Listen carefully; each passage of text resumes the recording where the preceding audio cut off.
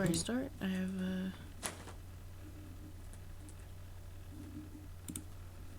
okay, there we go. Cal is sitting in your mom's flower garden with his face in his hands. He's clearly been crying all morning and probably all of yesterday too. He and Tammy were really close. Whenever you guys used to play house in the creche, Tammy was always the mommy and Cal was the daddy. Even though you were just little kids, you kind of always giggled about how obviously they were going to be together forever, like a princess and a knight. Me too, he sniffs, looking up at you. You can see how puffy and red his eyes are. Me, really too. Tammy always liked these flowers, he mumbles. Sometimes I picked some for her. He runs his hands over the pretty white flowers. Don't tell your mom, okay? Tears well up and slowly leak out of his eyes. He doesn't even blink, just stares at the flowers as tears run down his cheeks. You decide to give him some space.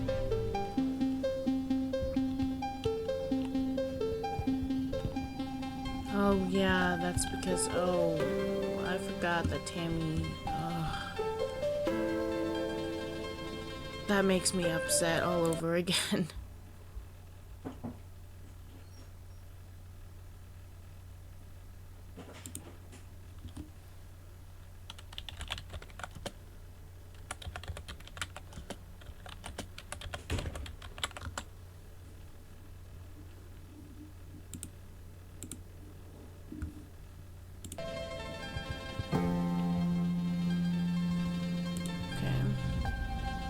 Tang is pacing around in front of engineering. She looks upset.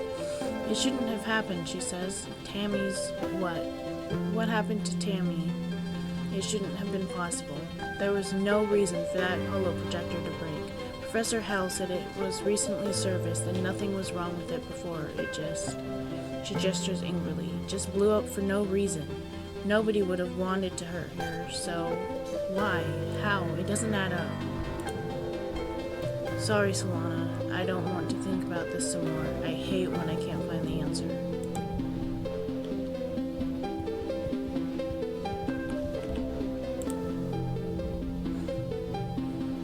Hinomi is chucking rocks at the Strato, sending metallic clangs ringing through the colony. Stupid planet, she yells. Stupid creche. Stupid spaceship. She bends down to pick up another rock, but instead just sobs and braces her hands over on her knees. Stupid everything. Why'd she have to die? It's not fair. Kids aren't supposed to die. Can you believe Tammy died? Dis asked morbidly. I heard Chief Engineer Instance tell someone about it. He lowers his voice. Tammy got shocked by a broken holo projector. The one in the creche with the dancing teddy bear, you remember? When she touched it, she got chucked all the way across the room. He makes a sailing motion with his hand, and bam! She was dead before she even landed. Dis suddenly looks embarrassed. Yeah, I mean, it's too bad she's gone. She was nice. He tugs at the sleeves of his oversized jacket, but that's kind of a cool way to die.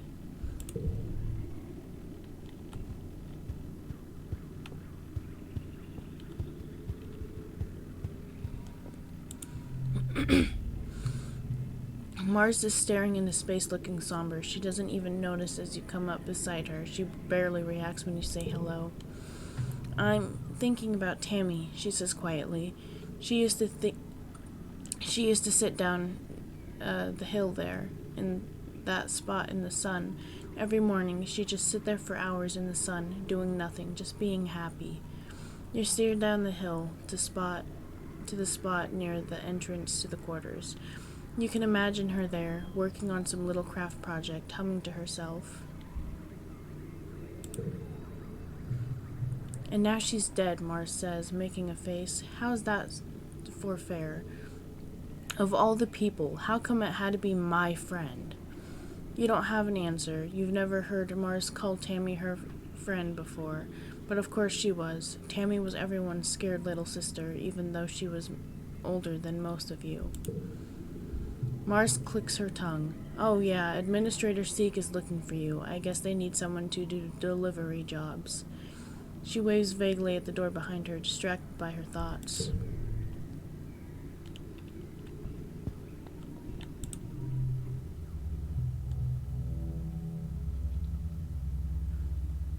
I can't do that, though. What the heck?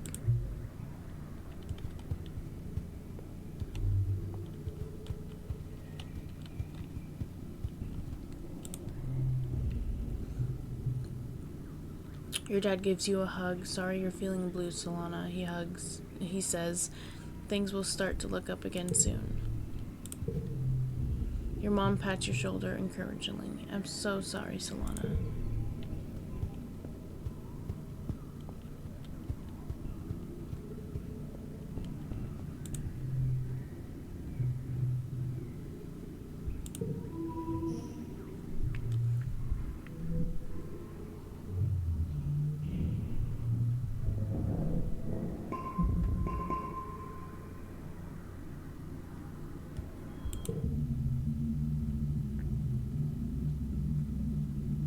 Colony is going to hold a funeral for Tammy.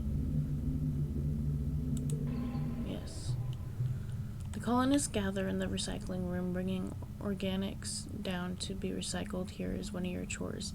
But you've only come here for a funeral twice. Both times a colonist had passed away from natural causes during the 20-year-long journey from Earth. This is the first time there's been a funeral on Vertuma, and the first time for someone you actually knew.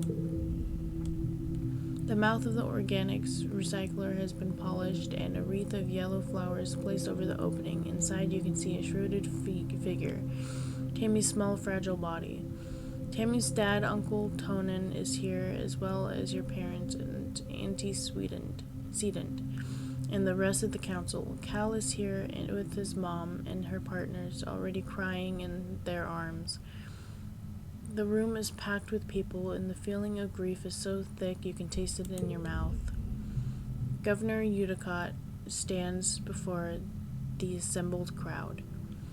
There are no words to ease the pain we feel today, she begins solemnly. There is only the sad company of those of us left behind to share the burden of that grief. Tammy was our child, she continues. One of the first humans to be born in space, and the first to die on an alien planet. In her short life, she exemplified the very arc of human accomplishment, bending hopefully towards life beyond our humble Earth. She is the first of us who can truly call Vertuma home.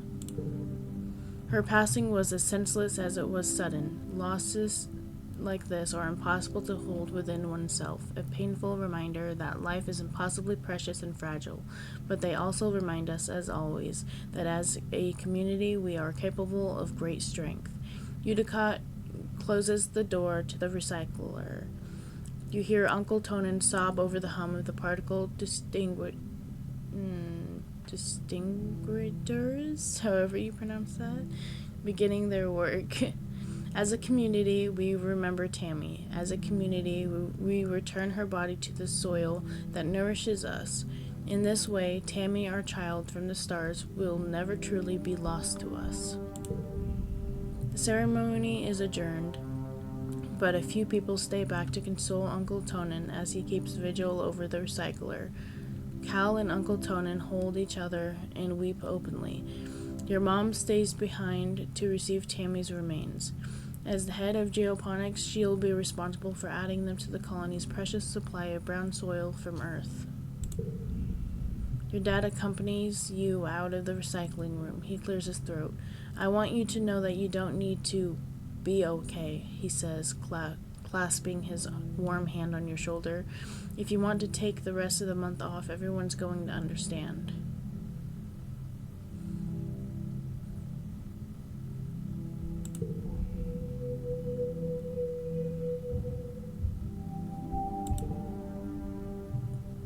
The prospect of just going back to school like everything is normal is too much to handle.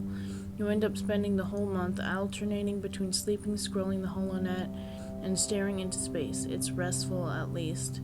And everyone gives you the time you need to process Tammy's death.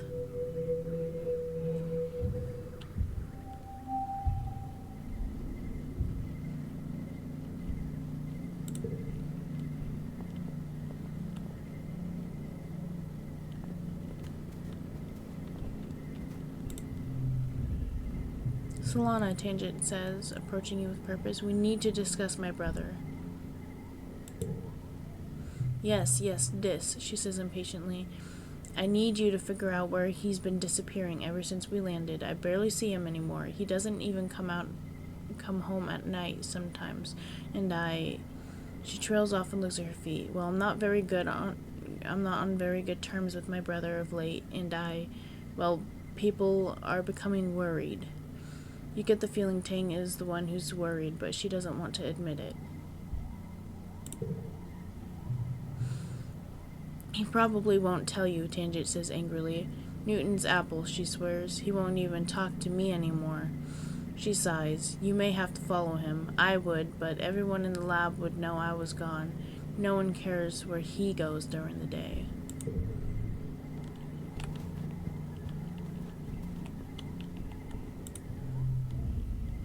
Inomi runs up to you. Hi, Solana, she huffs, catching her breath. She grins. On the ship, adults are always saying, no running, Inomi, no running, but outside there's so much room, and I can run for 5 minutes in one direction, even more after the robo-plows clear the land for farms.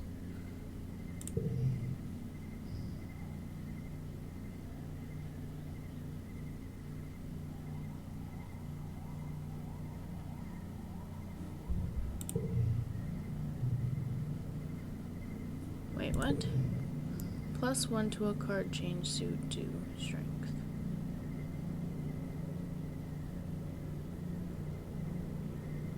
I'm keeping that then. What the heck?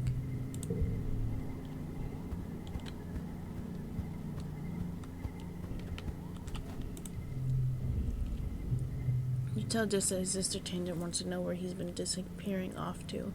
His eyes flit briefly to yours, then he stares vaguely off towards the engineering wing, where his sister is reading on her hollow palm between classes. He doesn't say anything.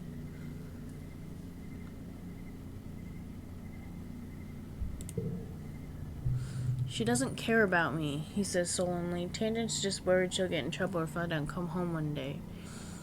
He scowls and picks at the hem of his sweater. She doesn't care about anything but her schoolwork.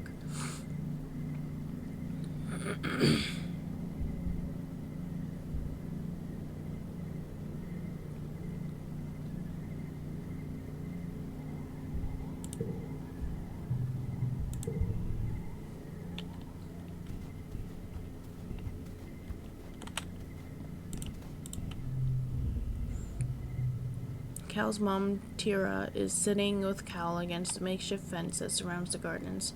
Cal looks absolutely shattered, and Tira rubs his back comfortingly. He sees you and musters up a brave smile that doesn't reach his eyes. Hey, Solana, it's good to see you.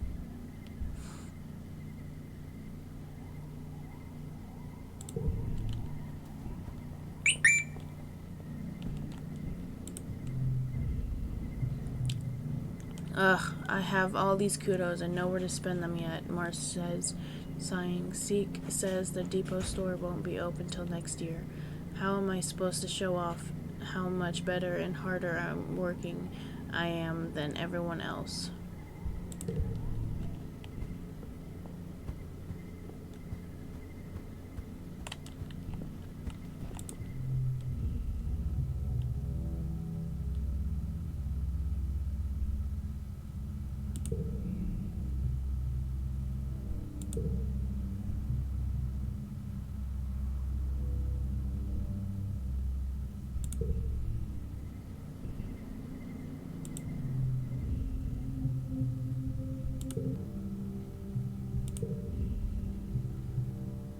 Okay, will we also learn about nuclear engineering, she asks.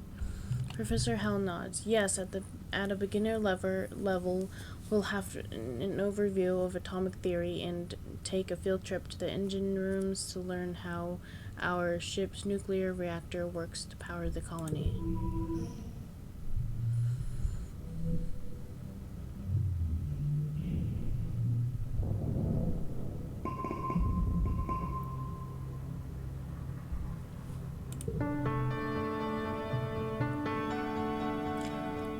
Udicott and the Council have called a festival to celebrate life here on the planet Vertuma. Everyone gathers in the colony square to hear government Udicot's speech. In Earth's history, Udicott begins and then clears her throat and waits for everyone to quiet down. In Earth's history, Vertuma was known as the god of seasons, change, gardens, and fruit. It's no coincidence that our forebears of the Vertuma project chose to take on such an auspicious name in the hopes of seeding future bountiful seasons of humanity. We will continue this tradition in Vertumalia, a midsummer festival to celebrate our Vertuma, this lush planet upon which we find ourselves today. Everyone cheers and applauds.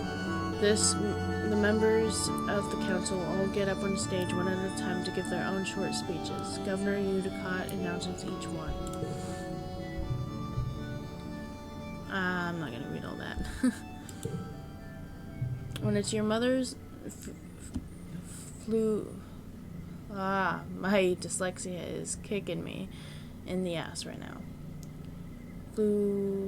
Flulu's turn. She announces that tonight you'll be eating some of the very first crops grown from Vertuman soil. Your eyes go to the feast table. Aboard the stratosphere. It would have been mostly soy-based food from the nano-printers, spiced up with what precious fruits and vegetables could be grown in the small growing bays.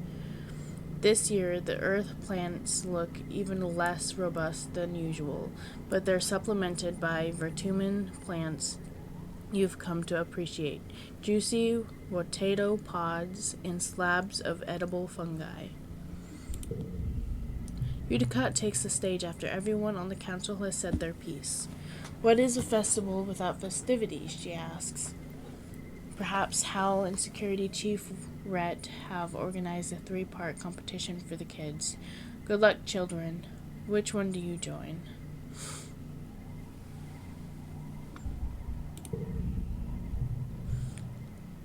Tangent competes, of course, entering her study of the ship's hydro-recycling system. It was previously used to make urine drinkable, but she offers that it could now be turned to new uses.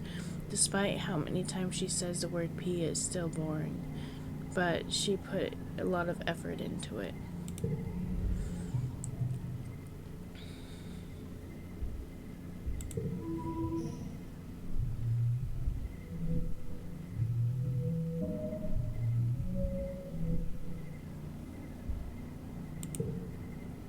You worked hard on your project. Just baking soda and vinegar volcano with a twist. You grind up a native rock as the soda part and use the juice from the native plant for the vinegar part. Your dad helped with the idea, just a little though. You use it to explain the native acids and bases on Vertuma. They're very strong, so the resulting explosion splatters all over the judges. It's a crowd pleaser, earning you top prize for the science fair. After the festivities are over, everyone takes time off for a much-needed break. During the fierce heat of dust, a few days' rest is exactly what you need. You feel refreshed.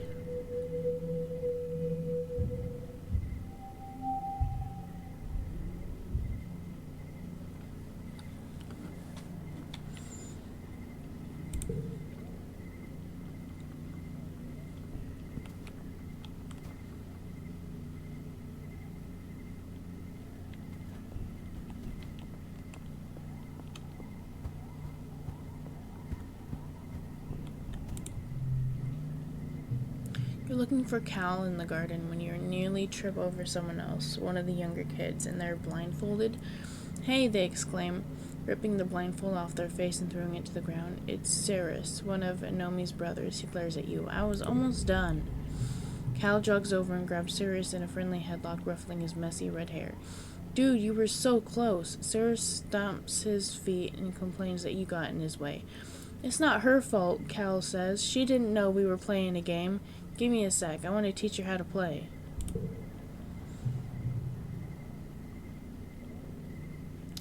Cal turns to you as Sirius leaves. Sorry, Solana, he says sheepishly.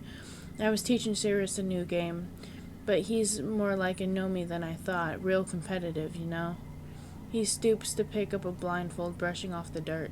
I've been trying to come up with the different kinds of games other than sports ball, he says.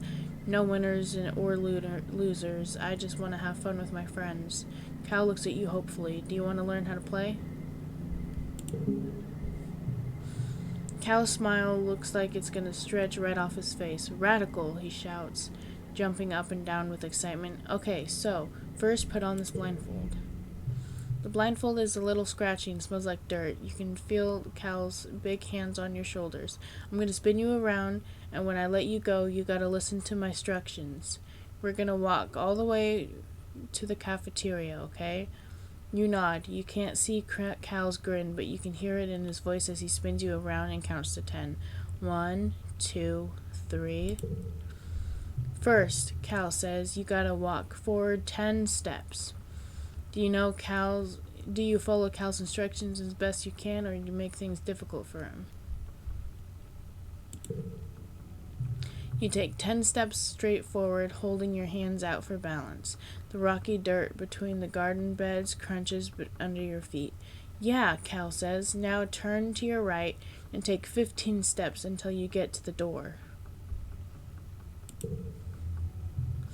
You turn to the right and walk forward, counting out 15 steps. When you stop, Cal laughs. You can hear his footsteps crunching behind you. I forgot how much bigger I am than you. You're like 2 more steps away. You take 2 more steps until your outstretched hands land on the warm metal of the door. Success. Awesome, Cal says. You can't help but smile. This is fun. Now hit the door button on the right and then keep walking forward until I say stop. Go really slow, okay? You open the door and start to walk forward. The path slopes downwards and your feet slip a little. Even though you're moving as slowly as you can, real dirt is nothing like the metal floors of stratospheric. It's turbo rocky here, Cal says, and you can feel uneasiness prickle up the back of your arms. Just keep going forward slowly.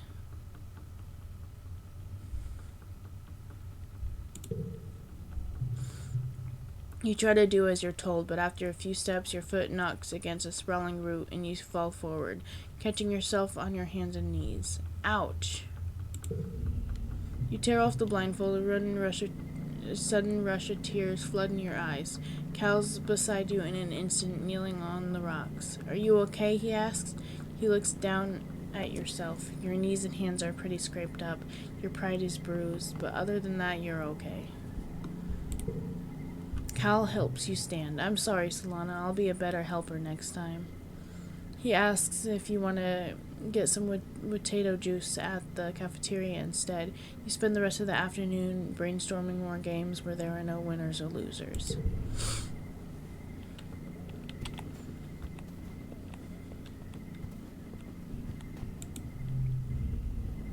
Hey, Solana, Mars says, looking you up and down with a sneer. Your shoes are gross. That's what you get for walking around in the dirt out there. She sniffs. Not me. I'm sticking to the ship until they pave over all that icky mud.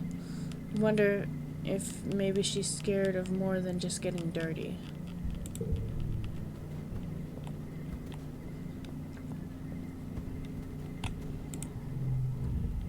And Dis is listening to the hair speak, completely ignoring you. You put yourself in the field of his vision and he scowls. What do you want? Leave me alone.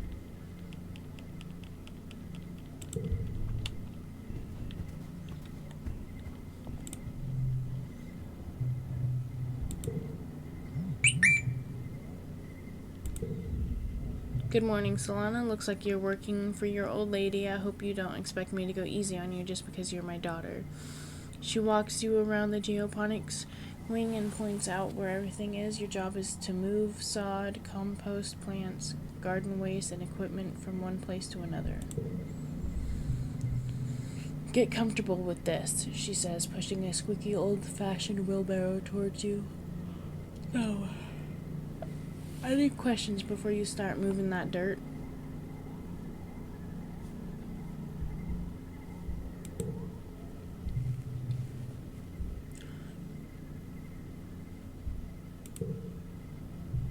We had some very precious soil from Earth on the ship, full of all the nutrients and bugs and bacteria our plants need to grow. But it was lost, she sighs, in an accident. Now we have to make more from scratch using Virtumian soil. This is part of the process.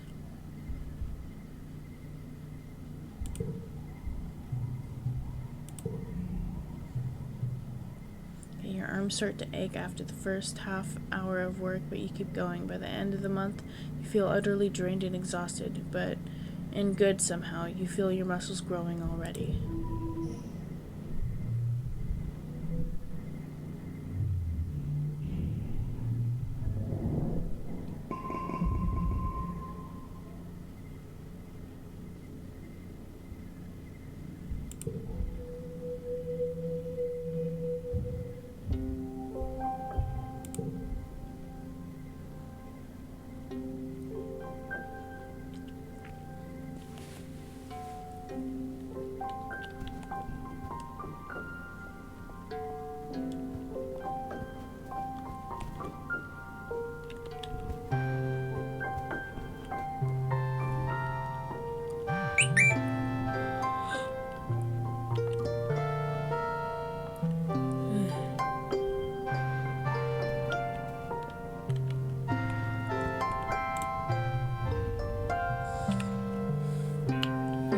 Her stomach as you approach. Does the air here make you feel hungry all the time, or is it just me, she wonders. I feel like I could eat a whole one of the mushroom trees. Just hump, she mimes, shoving a whole giant mushroom in her mouth.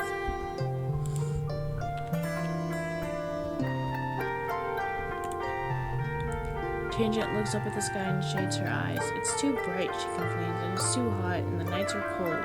Living on the stratospheric meant we never had to experience discomfort. Remind me why we aren't putting our resources into repairing the ship.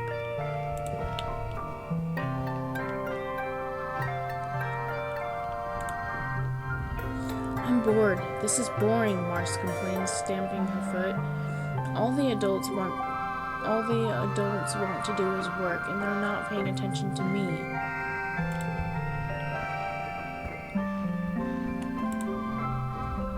Cal's mom Tria sitting against with Cal making his makeshift fence that surrounds the gardens. Cal looks absolutely shattered, and Tria rubs his back comfortingly. We've seen this one already. Dis is hanging out near the south case, his hands in pockets, idly staring at the ground and digging in the toes of his boots into the dirt. He nods at you but doesn't say anything.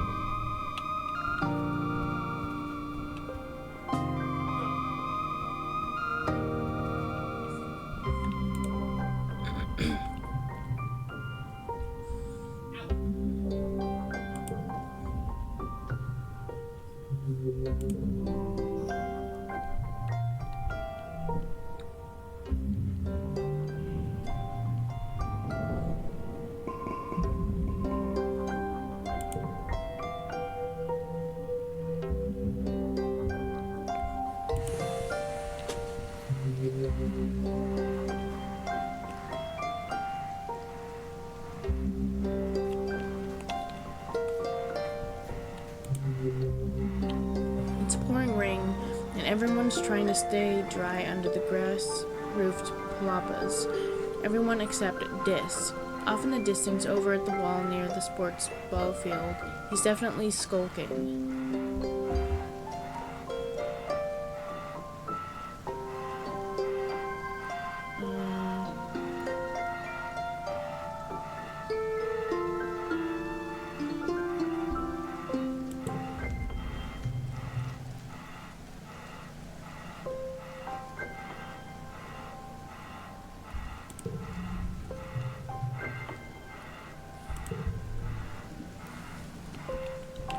Nope.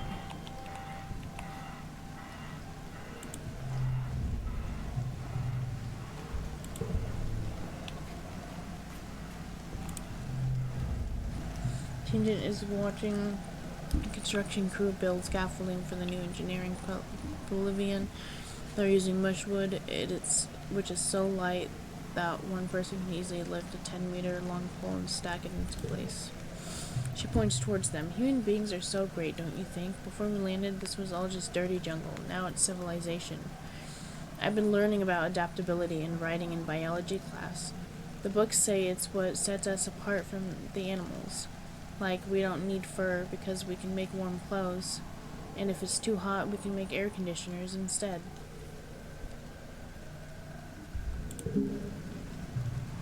Tang nods vigorously. Yes, also that. I read that not many animals sweat except humans, and it makes us naturally good in hot places. It's like we're made to be explorers. Together, you watch as the foreman puts the blueprints for the scaffolding onto the floating screen of her holopalm and raises it to the scaffolding to check their progress. I'd like to see an alien do that, Tang says primely. Humans look defenseless and weak, but we're the strongest species in the galaxy. Who else can literally bend reality to their will? Not a stupid alien, that's for sure. She puts one finger to her chin. I'm living proof that humanity is greater than our biology, she says. All of us are really, with our genetic enhancements, we're all... Yes, Raven, hi. We're the next step in humanity's evolution, from great ape to galactic superspecies.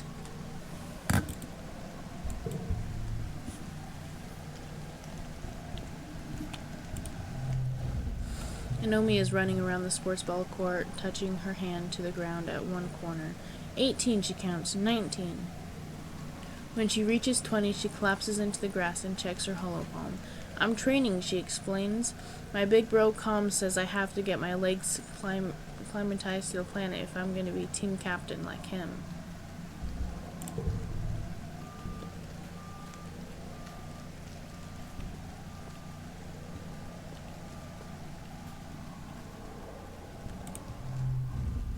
Mars scowls from under the protection of a transparent umbrella.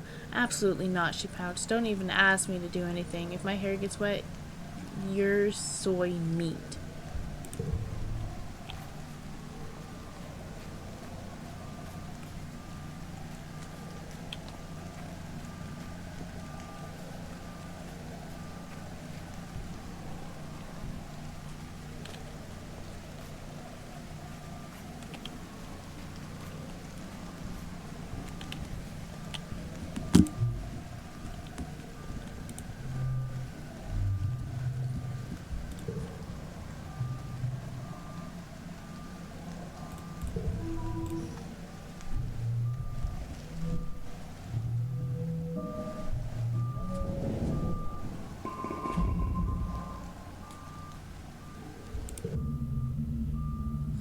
You're having a terrifying familiar dream. A monster crashing through the walls, unfathomably large.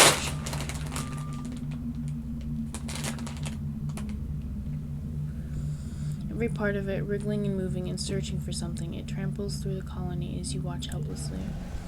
Time shifts to the wreckage of your home. You're picking through it, looking for something. Tears streaking down your dust-covered face as you lift heavy pieces of debris, searching. You wake up shouting no, but your voice is drowned out by a deafening rumble from the skies outside. The bedroom window is covered in water. It's pouring down from the clouds. You guess this must be rain, but you've never experienced it before. There's a bright flash from outside, then another crack and rumble. Thunder. It must be a thunderstorm. It's still the early hours of the morning. You've already almost forgotten your bad dream, but you're too unsettled to go back to sleep yet. The rain beats down on the roof of your quarters, joined now and then with great peals of thunder like the footsteps of an angry beast.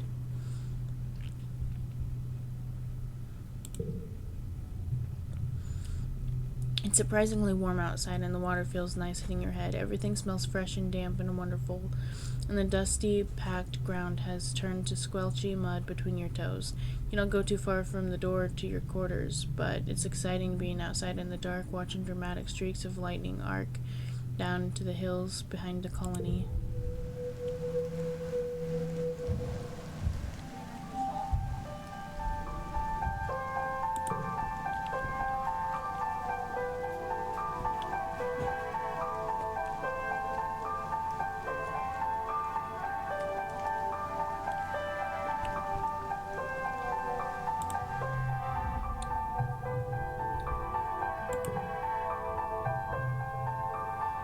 Today's assignment is an easy one, Hal says with a yawn, because I was up late repairing congruences sub-terminal and I could use a nap. I'd like you to write an essay on what the Vertuma colony means to you.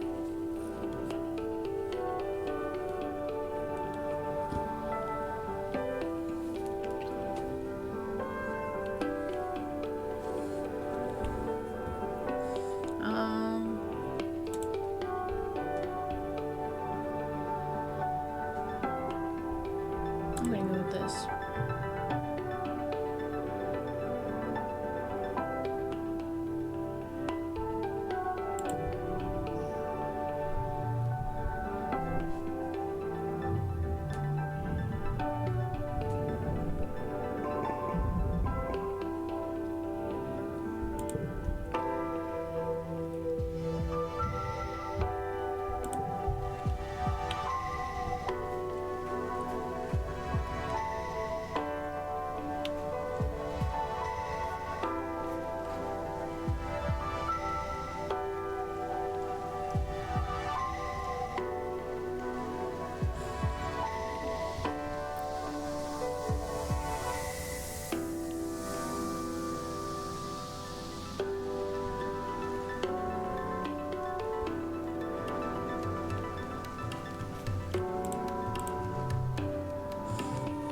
Hold this to your head now, my darling, you hear as you enter the garden looking for Cal. It'll help with the swelling. Cal is sitting with his mother, Auntie Tira, who kneels beside him, holding an ice pack to his head. Cal's eyes are a little puffy. He rubs them and sniffs as you approach. Hello, Solana. Tira greets you with a kind smile. Don't worry. Recalcitrance just took a little tumble off of something he shouldn't have been. Mom, Cal complains, it wasn't that bad.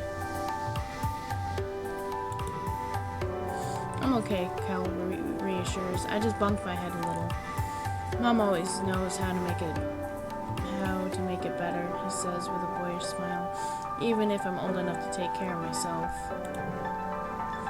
My brave boy, Tira says, stroking his hair. Thanks for humoring me. She looks over at you. Don't let him show off for you, Solana. Ground-based feats of bravery only for the rest of the day. Cal whines and wrinkles his nose. Tira laughs and wraps him in a big motherly hug, rocking him back and forth despite his protests.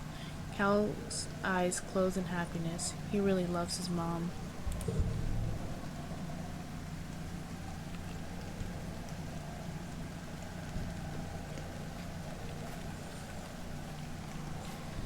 Okay, and I think that's enough of this game for now.